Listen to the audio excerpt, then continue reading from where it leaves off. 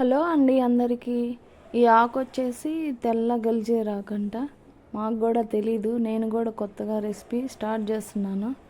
దీన్ని కిడ్నీ స్టోన్స్కి వాటికి ఎక్కువ యూజ్ చేస్తారంట ఆకు. ఇది వచ్చేసి ఫస్ట్ పోపు పెట్టేటప్పుడు ఆనియన్స్ పచ్చిమిర్చి పోపు వేసేసాను. తర్వాత ఆ పోపులో ఎండుమిర్చి వేసేసాను. తర్వాత పచ్చిమిర్చి ఆనియన్స్ లైట్గా ఫ్రై అవ్వాలండి. తర్వాత అల్లము చిన్న చిన్న ముక్కలు కట్ చేసుకొని అవి కూడా కొంచెం ఫ్రై అయ్యాలి. తర్వాత వాష్ చేసి పెట్టుకున్న ఆకుని వేసేసి మూత పెట్టేస్తే ఒక 5 minutes ఆకంతా వాటర్ పీల్చేసి బాగా ఫ్రై అవుతుంది. ముందే ఉప్పు వేయకూడదు, ఉప్పు వేస్తే నీరంతా పైకి వచ్చేస్తుంది.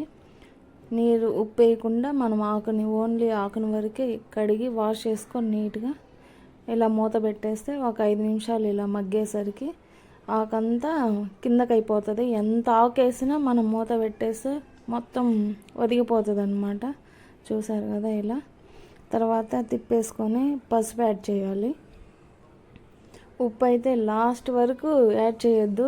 ఈ ఆకుని నేను కూడా కొత్తగా ట్రై చేశాను, కానీ చాలా బాగుంది. మనము అన్ని రెగ్యులర్ తినే ఆకుల కంటే ఇది వీక్లీ 2 times తీసుకుంటే హెల్త్కి కూడా చాలా మంచిది.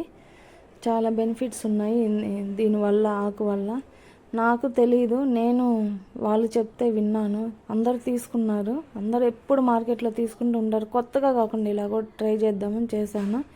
తర్వాత పచ్చిమిర్చి వెల్లిపాయలు కచ్చా పచ్చిగా మిక్సీ పట్టుకొని అది ఫ్రై అయిన తర్వాత ఈ పచ్చిమిర్చి ఎల్లుల్లిపాయ దంచుకున్న దాన్ని అందులో వేసేసి ఉప్పు వేసేసి ఒక 5 minutes మగ్గనివ్వాలి.